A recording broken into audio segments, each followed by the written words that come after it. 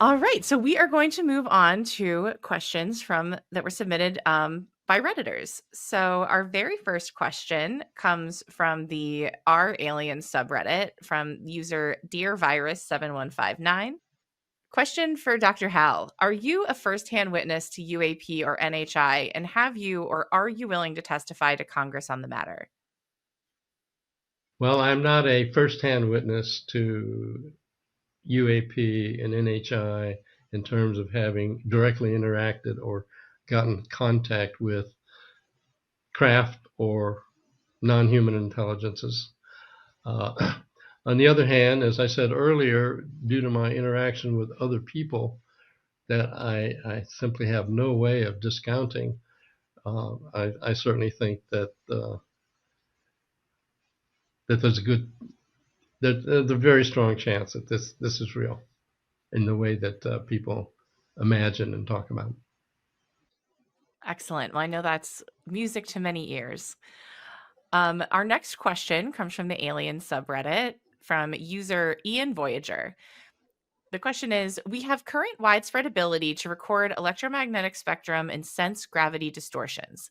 Have we developed a time or temporal sensory capability beyond setting two timepieces off at the same time than comparing any differences? Could this be a useful sensor to apply to UAP/USO and whatever new terms that come to represent the UFO phenomenon? Well, I think following up again on what I just said, we have so many sensors that are being deployed simultaneously and in parallel that integrating the data from all these different sensors, whether it's forward-looking infrared radar, uh, ordinary radar, um, gravitational effects, and so on. I think the answer is just simply yes. There are many things being brought online, and a new step forward recently is okay. Maybe we can't just depend on the government because they're not so open as we've seen.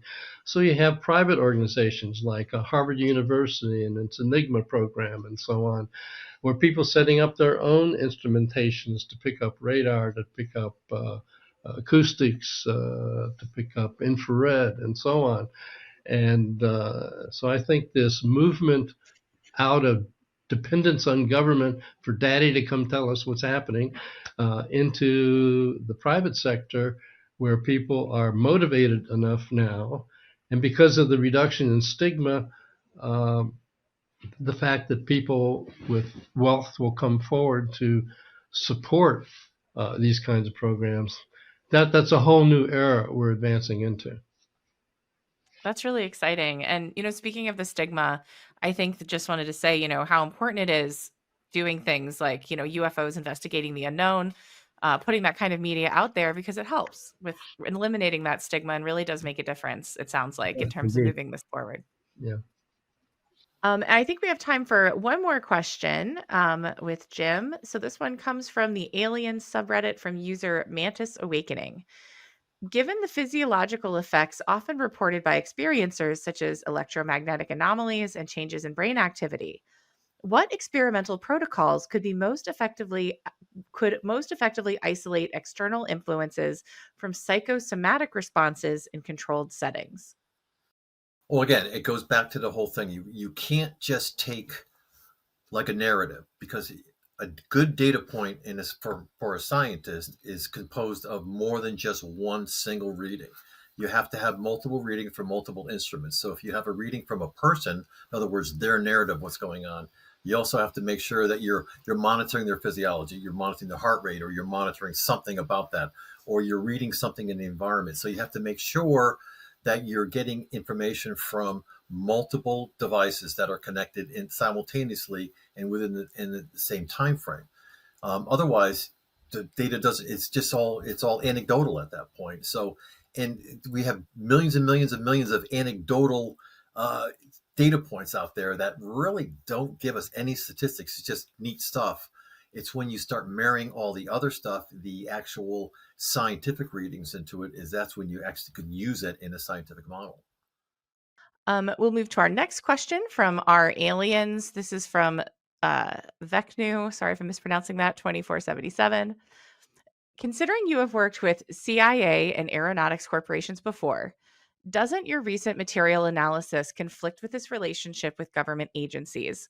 I'm worried you're going to be bullied by triple-digit agencies into stopping your research, which I think is fascinating, by the way. Thank you for doing this.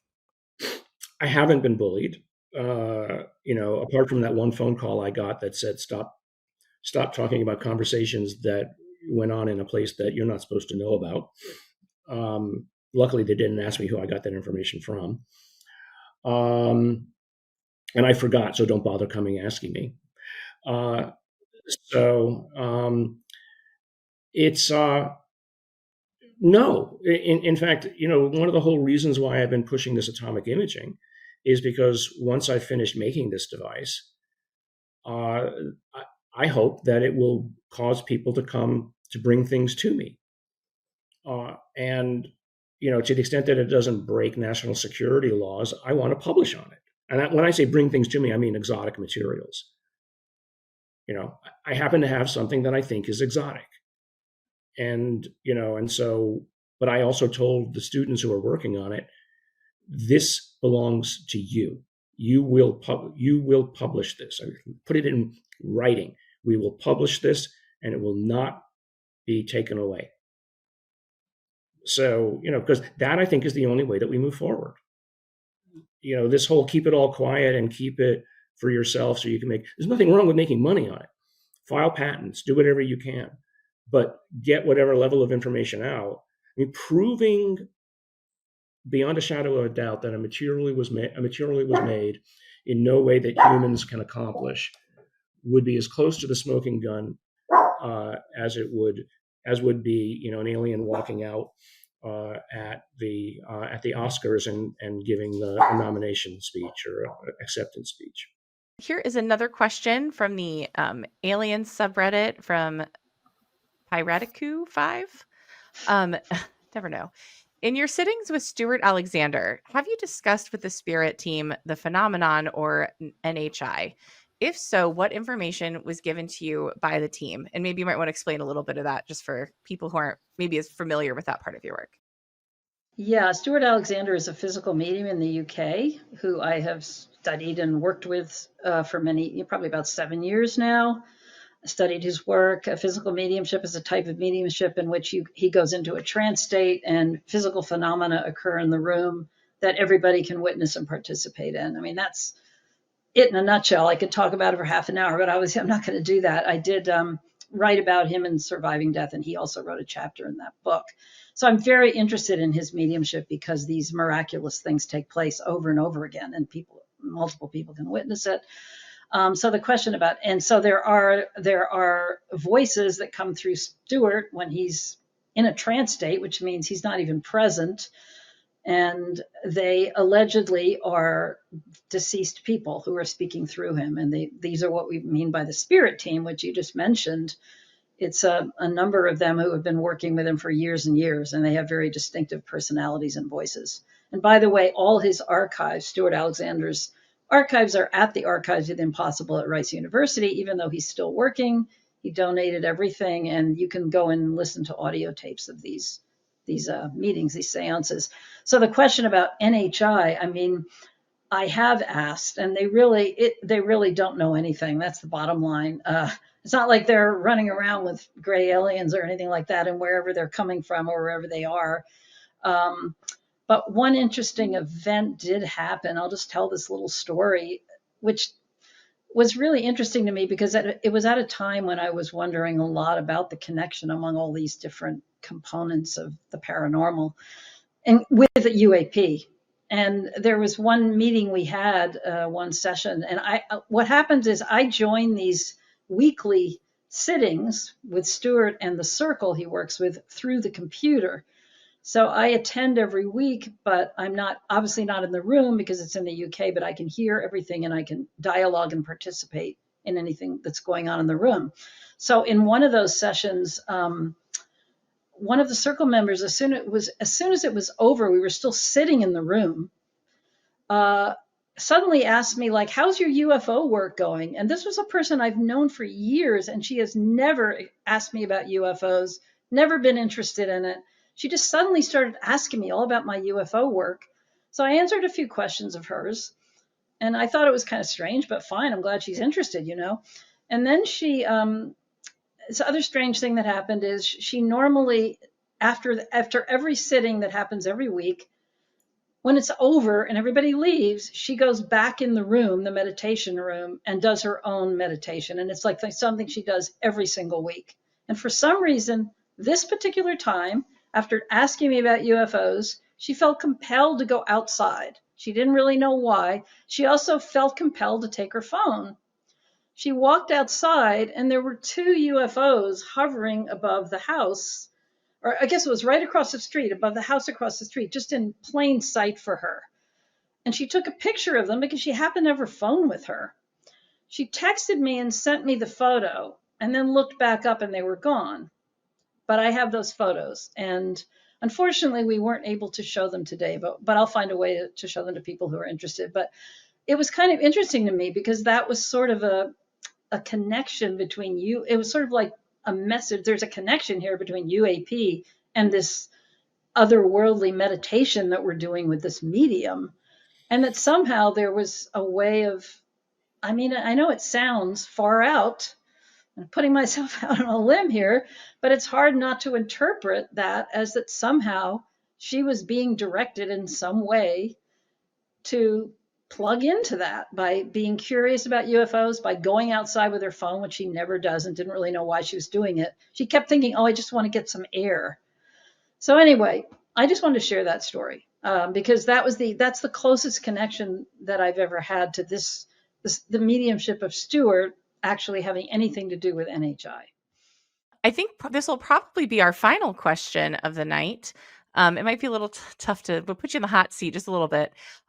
This is from Evwithsea from Our Aliens. What have you been told about possible disclosure-related events in the future?